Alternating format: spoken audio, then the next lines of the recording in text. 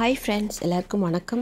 Welcome to Keethu cooks. இன்றைக்கி நம்ம ரொம்ப டேஸ்டியாக ரொம்ப எனர்ஜெட்டிக்காக இருக்கக்கூடிய ஒரு மில்லட்ஸில் நம்ம ஒரு ரெசிபி சூப்பராக செய்ய போகிறோம். என்னென்னு பார்த்திங்கன்னா, ராகியில் ஒரு புட்டிங் செய்ய போகிறோம்.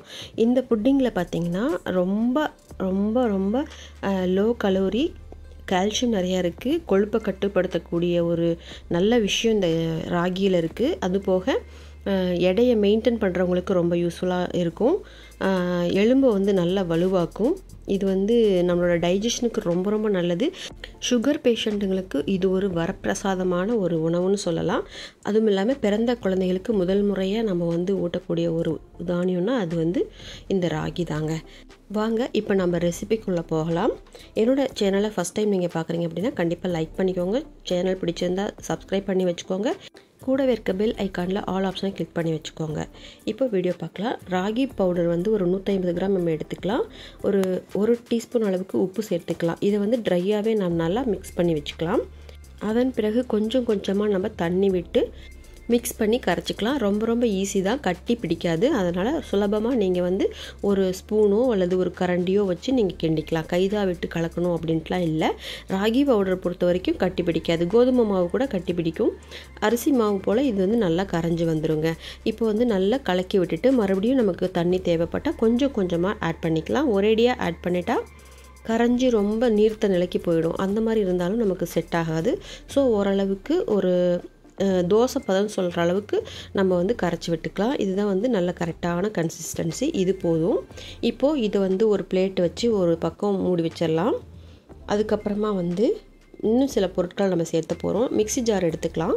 அதில் ஒரு 1/2 கப்பு அளவுக்கு துருவின தேங்காய் சேர்த்துக்கலாம். துருவாமையும் சேர்த்துக்கலாம். சேர்த்து இப்படி நம்ம அரைக்க தான் போகிறோம். ஆனால் துருவினா நமக்கு ஃபைன் ஒரு பேஸ்ட்டாக நமக்கு கிடைக்கும். அது கூடவே வடித்த சாதம் பழசாக இருந்தாலும் சரி, தண்ணி ஊற்றாமல் வச்சுருந்தாலும் சரி, அது ஒரு 1/2 கப் எடுத்துக்கலாம். 100 கிராம் அளவுக்கு சர்க்கரை எடுத்துக்கலாம். 1 டீஸ்பூன் அளவுக்கு ஏலக்காய் பொடி எடுத்துக்கலாம். கூடவே ட்ரை ஈஸ்ட் 1 டீஸ்பூன் அளவுக்கு சேர்த்துக்கலாம். இதுதான் நம்ம மாவை புளிக்க வைக்க போகுது. அதனால் ட்ரை ஈஸ்ட் ரொம்ப நல்ல ஒரு ஏஜெண்ட்டாக இருக்கும். இப்போ நல்லா ஒரு பல்ஸ் மோடில் ஒரு 2-3 தடவை அரைச்சோம்னா நமக்கு இந்த டைட் கன்சிஸ்டன்சி கிடைக்கும். தண்ணி ஊற்றாமல் தான் அரைக்கணும். பல்ஸ் மோடில் ஒரு 2-3 தடவை யூஸ் பண்ண பிறகு ஆல்ரெடி நம்ம கரைச்சி வச்சுருந்த ராகியை நம்ம சேர்த்துக்கலாம். ராகி மாவு நல்லா முழுசாக எடுத்து சேர்த்துக்கலாம். இது இப்போது நம்ம மிக்ஸி ஜாரை மறுபடியும் எந்த ஒரு தண்ணி எதுவும் கலக்காமல் அப்படியே நம்ம மறுபடியும் கிரைண்ட் பண்ணிக்கலாம். நல்லா ஒரு டைட் கன்சிஸ்டன்சி கிடைக்கும். பாருங்கள், இந்த அளவுக்கு இருந்தால் போதும். இது மறுபடியும் அதே பாத்திரத்துக்கு ட்ரான்ஸ்ஃபர் பண்ணிவிட்டு நம்ம ஒரு மூடி போட்டு ஒரு 3 மணி நேரம் புளிக்க வச்சிடலாம். நல்லா புளிச்சு சூப்பராக நமக்கு உபிரியாகி மாவு வரும். அதுக்கப்புறம் நம்ம ஓப்பன் பண்ணி பார்க்கலாம். இது ஒரு 3 மணி நேரத்துக்கு ரெஸ்ட் விட்டுடலாங்க. இப்போ 3 மணி நேரம் கழித்து நம்ம ஓப்பன் பண்ணி பார்க்கலாம். பாருங்கள், நல்ல ஒரு புளிச்சு ரொம்ப சூப்பராக கிடச்சிருக்கு. இதில் நம்ம இப்போ புட்டிங் செய்ய போகிறோம். இந்த ராகி புட்டிங் பார்த்திங்கன்னா அவ்வளோ சூப்பராக எனர்ஜெட்டிக்காகவும் இருக்கும், ஈஸியாகவும் இருக்கும். இது நான் ஃபஸ்ட் டைம் அடுப்பில் செய்து பார்க்குறேன். அதுக்கப்புறம் நமக்கு மைக்ரோ ஓவனில் எப்படி வரும்னு நம்ம டெஸ்ட் பண்ணி பார்க்கலாம். நல்லா வந்ததுக்கப்புறம் நான் அதுவும் ஒரு வீடியோ உங்களுக்காக போடுறேன். ஃபஸ்ட்டு ஒரு கேக் டின் எடுத்துகிட்டு நெய் வச்சு நம்ம க்ரீஸ் பண்ணிக்கலாம். சுற்றிலும் நம்ம நெய் தடவி விட்டுக்கலாம். பட்டர் பேப்பர் இருந்தாலும் போட்டுக்கலாம். ஆனால் நம்ம நெய் போட்டோம்னா அதோட ஃப்ளேவரும் நமக்கு சாப்பிடும்போது கிடைக்கும். ஸோ அதனால் நான் நெய்யே தடவிக்கிறேன். இப்போ க்ரீஸ் பண்ணதுக்கப்புறம் நம்ம ஆல்ரெடி ஃபெர்மெண்ட் ஆன அந்த மாவு இருக்குது பார்த்திங்களா, அதை நம்ம டின்னில் சேர்த்துக்கலாம். அதுக்கப்புறம் இதை என்ன பண்ண போகிறோம் அப்படின்னு சொன்னால், ப்ரீஹீட் பண்ணி பேனில் கொஞ்சம் போல் தண்ணி விட்டு ஸ்டாண்ட் வச்சு அது மேலே இந்த கேக் டின்னை வச்சுட்டு ஒரு பிளேட் வச்சு நம்ம க்ளோஸ் பண்ணிக்கலாம். அடுப்பை மீடியம் ஃப்ளேம்லே அல்லது லோ ஃப்ளேம்லேயே வச்சுக்கலாம். லோ ஃப்ளேமில் வச்சுக்கிட்டோம்னா நமக்கு ரொம்ப நல்லாயிருக்கும். ஒரு 30 மினிட்ஸில் நமக்கு ரெடி ஆகிடுங்க. ஃபஸ்ட்டு ஒரு 20 மினிட்ஸ்க்கு பிளேட் வச்சு மூடிட்டு நம்ம வேக வச்சுக்கலாம். அதுக்கப்புறமா இந்த பிளேட்டை ரிமூவ் பண்ணிவிட்டு ஓப்பனில் நம்ம மறுபடியும் மூடி வச்சு ஒரு 10 மினிட்ஸ் மட்டும் வேக விட்டுக்கலாம். நல்லாவே வெந்து வந்துடும். சூப்பராக இருக்கும். வெந்துருச்சான்னு பார்க்குறதுக்கு ஒரு ஆப்ஜெக்ட் வச்சு நம்ம குத்தி பார்த்தோம்னா நமக்கு தெரிஞ்சிடும். உங்களுக்கே தெரியும், அது ஒட்டாமல் வந்தால் வெந்துருச்சுன்னு அர்த்தம். ஒட்டிட்டு இருந்துச்சுன்னா பிசு பிசுன்னு இருந்துச்சுன்னா மேற்கொண்டு ஒரு 5 மினிட்ஸ் நம்ம வேக விட்டுக்கலாம். இப்போ நல்லாவே வந்திருக்கு.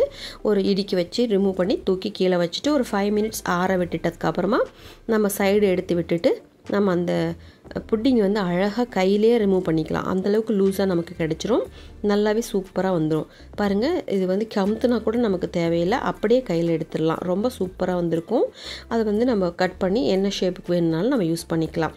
30 மினிட்ஸில் அருமையான ராகி புட்டிங், ராகி ரெசிபி ரொம்ப ஹெல்த்தியான முறையில் நமக்கு ரெடி ஆகிடுச்சு. ஓவர் சுகராகவும் இருக்காது, சுகர் இல்லாமே இருக்காது. நம்ம சாப்பிட்றதுக்கு கேக் சாப்பிட்ற ஒரு ஃபீல் கிடைக்கும்.